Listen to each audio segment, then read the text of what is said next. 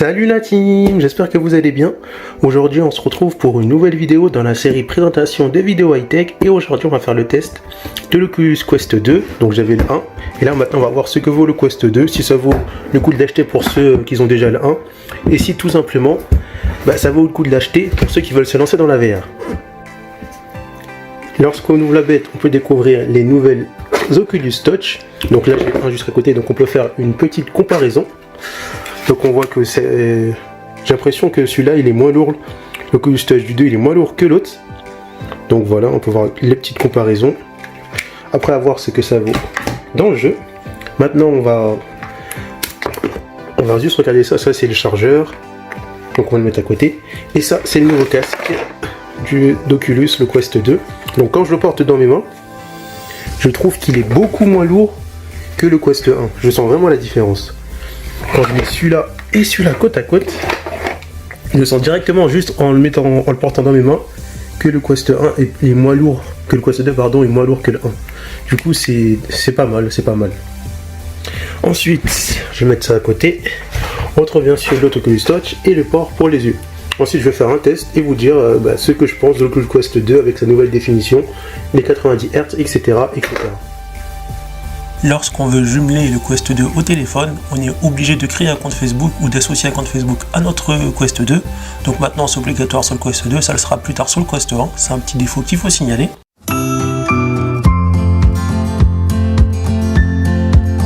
La chose qui m'a bluffé la première fois que j'ai pris le Quest 2 en main, c'est le fait de plus avoir d'effet de grille, de quasiment plus voir les pixels ou voir pas du tout si je me concentre pas pour essayer de les voir.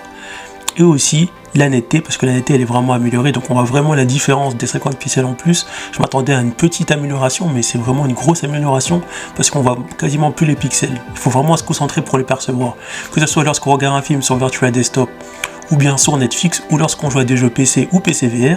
Et aussi ce qui m'a impressionné, c'est les 90 Hz comparé aux 72 Hz qui sont disponibles sur le Quest 1. Bien sûr là pour l'instant c'est que en mode expérimental, mais le fait de tester ça apporte vraiment plus de fluidité à la navigation et aussi plus de fluidité dans les jeux. Dans Virtual Desktop, lorsque j'ai mis un documentaire Netflix, j'ai vraiment vu la différence entre le Quest 1 et le Quest 2. Donc on voit que à gauche c'est le Quest 1 et à droite c'est le Quest 2. Parce qu'au niveau de la qualité, on voit vraiment la différence, vu que dans le Quest 2, même si c'est pas une énorme différence, il y a plus de netteté, on n'a plus d'effet de grille et on voit plus trop les pixels, ça se ressent tout de suite lorsqu'on regarde un contenu multimédia, comme dans le cinéma, là je suis dans le cinéma, dans Virtual Desktop, donc on voit vraiment la différence entre le Quest 1 et 2, et c'est vraiment magnifique, parce que ce que je reprochais au Quest 1, c'est qu'on voyait trop les pixels lorsqu'on était au cinéma, et il n'y avait pas vraiment une bonne qualité, surtout sur l'application Netflix, alors que là, on a vraiment une belle qualité, on voit quasiment plus les pixels, à part si vous vous concentrez, donc c'est vraiment une belle amélioration entre le Quest 1 et 2, au niveau de la définition. Du coup, je vous laisse admirer ça et vraiment, c'est ça qui m'a bluffé. Je ne m'attendais pas à une telle amélioration. Certes, c'est pas une amélioration énorme d'avoir 50 pixels en plus, mais sur le cinéma et sur les jeux, ça fait quand même la différence parce qu'on perçoit plus les pixels ou quasiment plus du tout. Donc c'est pour ça que je trouve, et même là on peut regarder entre quand j'ai arrêté Virtual Desktop sur le Quest 1 ou le 2, enfin j'ai mis le menu, on voit bien que on voit mieux sur le Quest 2. Donc c'est vraiment une amélioration notable qu'il faut notifier. J'ai ensuite testé Half-Life Ali, même si j'ai du mal sur le Quest 1 et 2. Donc là sur la vidéo on voit pas vraiment de différence, mais lorsqu'on a les deux casques en main on voit quand même la différence. Donc certes j'ai remarqué que sur PC, la différence entre le Quest 1 et 2 est plus réduite que lorsqu'on compare le Quest 1 et 2 sur un jeu dans le Quest. Donc la qualité, j'ai l'impression que le Quest 2, on va dire, la qualité elle est mieux lorsqu'on joue à des jeux qui sont en dehors du PC que dans des jeux sur PC. Après ça dépend de la puissance du PC, je pense, de chacun.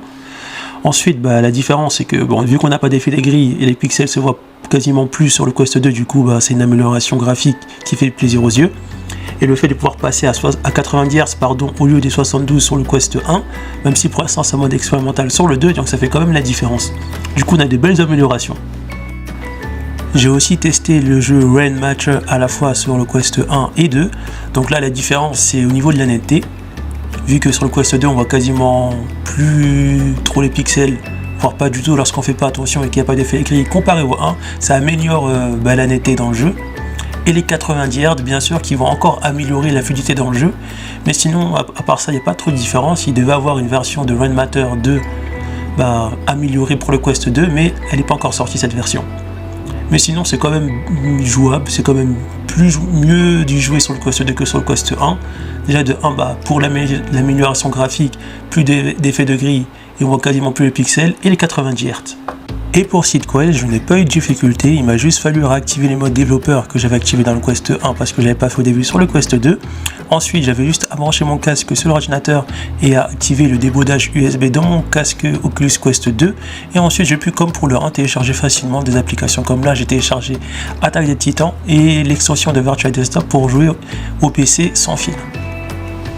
Et pour terminer, j'ai testé le Quest 2 dehors en désactivant le Guardian pour courir dans l'Oculus Home et courir dans le jeu Attaque des Titans. Et là, j'ai remarqué que le tracking avait progressé. Le Quest a su reconnaître mes mouvements alors que je courais pendant une petite période, alors que sur le Quest 1, le Quest 1 avait beaucoup de mal à faire ça. Au niveau des nouvelles Oculus Touch, moi je trouve qu'ils sont mieux que ceux sur le 1. Il y avait beaucoup de critiques qui disaient que les manettes de l'Oculus Quest 2 sont moins bonnes que le 1, alors que pour moi c'est faux, maintenant que j'ai testé. Et du coup voilà.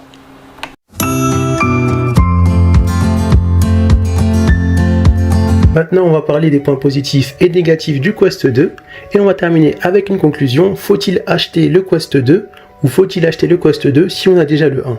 Donc comme premier point négatif, ça va être le chargeur. Donc on peut voir que le chargeur du Quest 2, il est vraiment petit, beaucoup plus petit que le chargeur d'origine du Quest 1. Donc c'est un point négatif. Le deuxième point négatif, ça va être au niveau d'ici. Donc cette sangle, la sangle du Quest 2 est beaucoup moins confortable, je trouve, que la sangle du Quest 1. Après, ça dépend de chacun, mais moi, c'est mon point de vue. Le troisième point négatif, c'est que ils ont gardé ça. Donc, on avait le même truc sur le Quest 2 ici. Et lorsqu'on reste longtemps avec ça, c'est désagréable. Après, on peut acheter des accessoires en plus, mais ils auraient pu faire un effort et puis changer cette partie-là et mettre un truc plus confortable pour un nouveau casque. Et on va terminer comme quatrième point négatif. Lorsqu'on prend le casque commun, on a l'impression que c'est du caoutchouc et je trouve que ça fait moins haut de gamme que sur le Quest 1. Maintenant, on va parler des points positifs. Donc, le premier point positif, c'est lorsqu'on prend le casque en main. Il est beaucoup plus léger que le Quest 1, pour ceux qui ont déjà eu le Quest 1. Donc, c'est vraiment un bon point positif. Le deuxième point positif, c'est la définition qui a été grandement améliorée et qui est agréable. On ne voit plus d'effet de grille et on perçoit quasiment plus les pixels, voire plus du tout. Donc, c'est agréable lorsqu'on regarde des contenus multimédia comme Netflix, Disney+, ou une vidéo, que ce soit sur Virtual Desktop ou sur l'application ou autre part dans le casque. Et aussi les 90 Hz qui viennent vraiment améliorer la fluidité, que ce soit pour jouer ou pour naviguer dans les menus.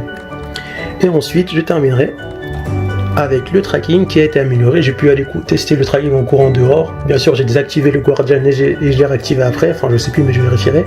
Donc, j'ai pu courir. Le casque a réussi à me suivre, à la fois quand je me prenais dans l'Oculus Home et à la fois dans le jeu Attaque des Titans qui est disponible sur SeedQuest. Donc, c'est un plus. Au niveau des nouvelles Oculus Touch, je trouve pas forcément mieux que ceux du 1. Certes, ils sont plus agréables quand on les prend dans les mains, mais il n'y a pas de grande différence, mais il n'y a pas de point négatif dessus. Donc maintenant la conclusion, faut-il acheter le Quest 2? Donc si vous débutez dans la VR, si vous n'avez jamais testé la VR et que vous ne savez pas par quel casque commencer, peu importe que vous êtes sur PC ou non PC, moi je vous conseille de commencer par le Quest 2 parce que c'est le meilleur casque rapport qualité-prix qui offre un casque avec une belle définition, sans effet de grille et avec des pixels qu'on voit quasiment plus du tout, voire on les voit pas. Et voilà. Ensuite, si vous avez l'Oculus Quest 1 de base et que vous voulez quand même acheter le Quest 2, moi je vous dirais de ne pas y aller. Pourquoi? Parce que certes, on a une belle amélioration entre les deux, mais ça ne justifie pas forcément l'achat du Quest 2, parce qu'on sait que Oculus va quand même continuer à produire des jeux sur le Quest 1. Et aussi, même si Oculus arrête de produire des jeux sur le Quest 1, on aura toujours la possibilité, pour ceux qui ont un PC, de acheter les derniers jeux VR via Steam. Et donc, toujours jouer aux nouveaux jeux VR. Après, certes, ça sera une définition qui sera 50% de moins inférieure au Quest 2, mais le Quest 1 sera toujours la référence. Ensuite, si vous décidez de vendre le Quest 1 pour acheter le 2, alors là, foncez, ça vaut le coup. Mais si vous gardez le Quest 1 et que vous n'arrivez pas à le vendre, moi je vous conseille de le garder et d'attendre plutôt le 3 pour avoir une plus grosse amélioration qui justifie le fait de changer de casque. Du coup voilà, c'était tout pour cette vidéo. Si ça vous a plu, n'hésitez pas à vous abonner et on se retrouve pour une prochaine vidéo de présentation de produits high-tech. A plus la team!